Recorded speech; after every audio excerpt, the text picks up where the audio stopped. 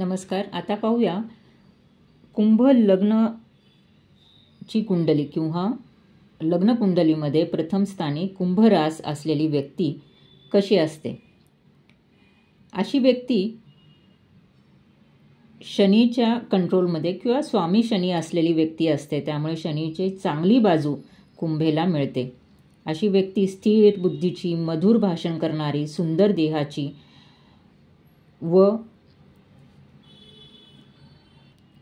तल्लख बुद्धीची, चंचल, शत्रूंचा नाश करणारी असते. यांच्या शरीराचा प्रत्येक भाग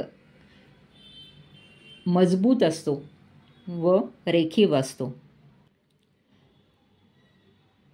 अशा व्यक्तींना विद्याभ्यास, बुद्धिमान किंवा बुद्धिमत्ता असलेले विषय कल्पक असतात, तत्वज्ञानी असतात. बरेच वेळा कठोर किंवा धूर्तसुद्धा असतात. कधीकधी आळशी असतात. कला, साहित्य, नाटक किंवा नाट्य, शास्त्र, नृत्य, शिल्प ह्या विषयांमध्ये ह्यांना खूप रुची असते. हे अष्टपैलूचे असतात किंवा अष्टपैलू बुद्धीचे असतात.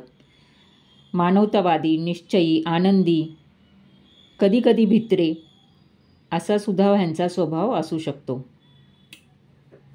बरेच वेळा हे विवेकी, लहरी, सुसंस्कृत मनाचे असतात. शनीच्या दोन्ही राशी मकर आणि कुंभ ह्या शनीच्या कुंडलीमध्ये स्थानावर त्यांचा स्वभाव अवलंबून असतो. हे एखादी गोष्ट जर ह्यांनी मनात घेतली तर त्याचा सखोल अभ्यास करणे ह्यांना खूप आवडते. हे खूप चांगले वक्तृत्ववादी, एखादी बाजी मारणारे व फिरण्याची आवड किंवा छंद असणारे असतात. अडखळत बोलणारे व लोकांचे दोष दाखवून देणारे असतात. एक लेखकसुद्धा होऊ शकतात.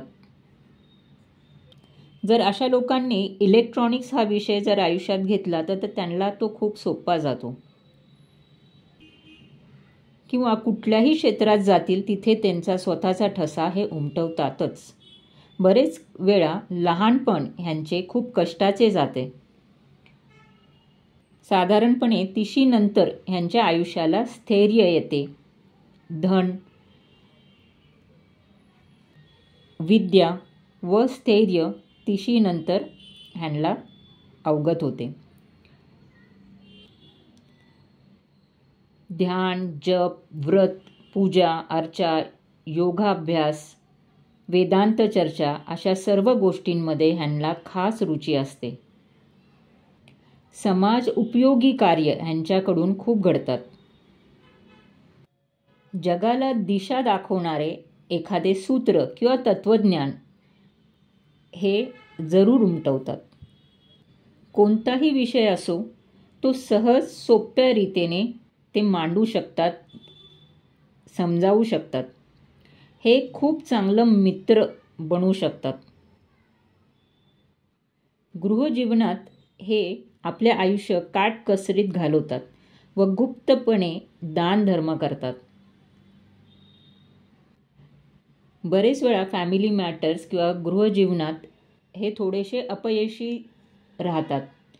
अशी लोक शिक्षण, कायदा, धर्म, बँक, विज्ञान, कला, साहित्य अशा क्षेत्रामध्ये खूप मोठी झेप घेतात.